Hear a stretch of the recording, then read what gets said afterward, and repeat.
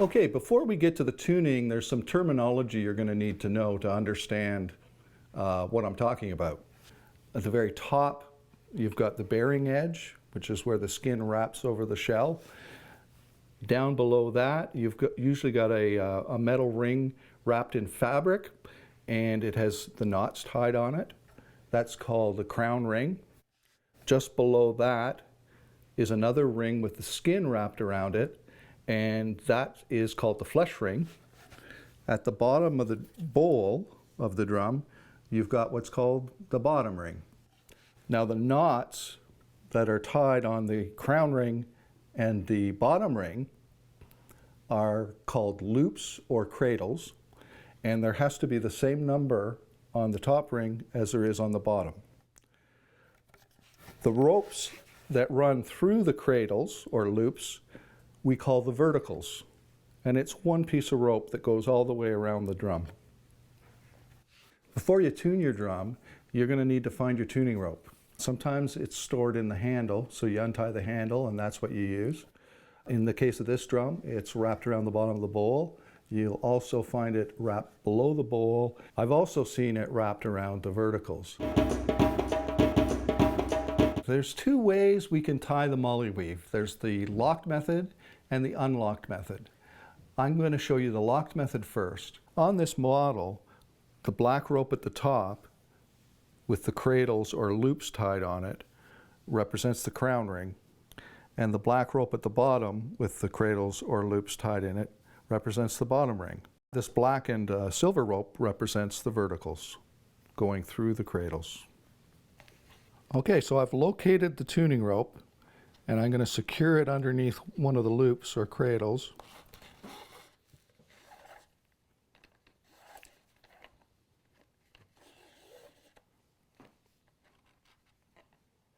So now it's secured down low. It's not going to ride up when we go to pull our diamond.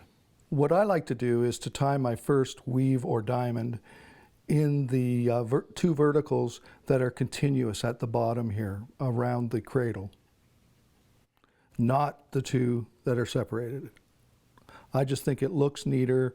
So we're going to go over the two we're going to bring together, underneath the second one, and up through the middle.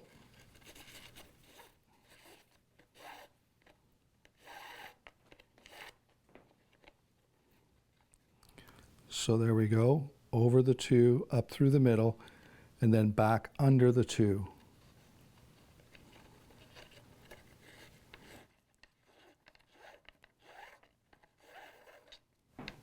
We're going to push everything down low, and when I pull on this, I'm going to pull across and I'm going to pull down to keep the diamond low, and it's going to flip these two ropes, thereby shortening them and pulling the head tighter.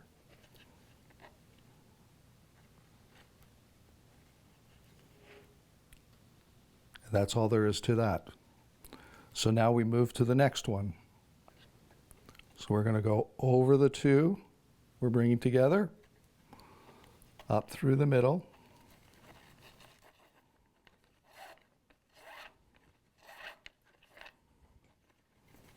and then under the two.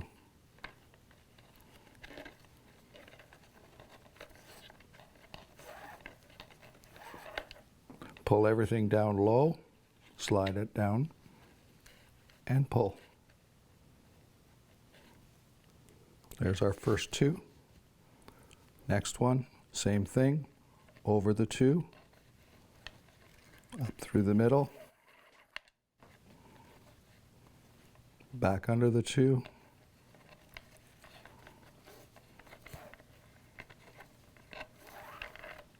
slide it down, and pull. And you just carry on that way until you get your drum to the pitch you want it.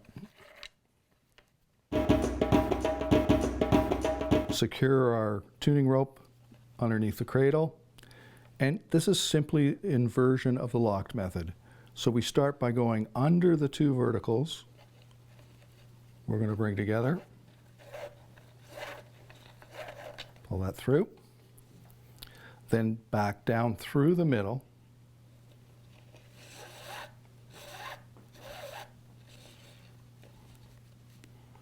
Then we fold this over the two. So you've got this kind of a pattern happening. Push your rope down and you pull. Now, as you can imagine, on a real drum, there's quite a bit of pressure on these ropes, and it's just not going to show up in this model. But the horizontal is not trapped between the shell and the vertical like it is in the locked method. So these ropes want to untwist, and they can untie the diamond you've just tied. It'll want to flip over. So to compensate for that, when you get to that stage, fold your rope over the two verticals, and then you start your next one by going underneath.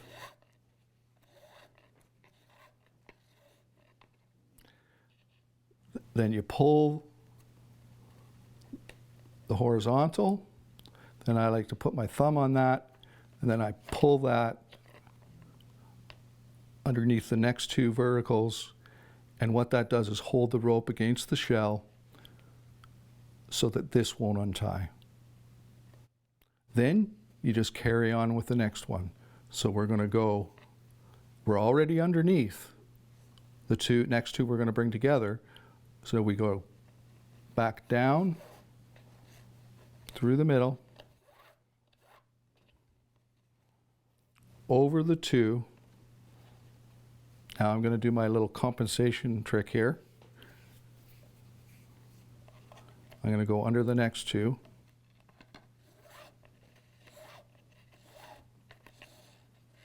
And of course I'd be using a puller or a stick to do this on a real drum because of the tension. So I would pull that diamond, put my thumb against it to hold it so it won't untie, and pull that so that these verticals hold it tight against the shell.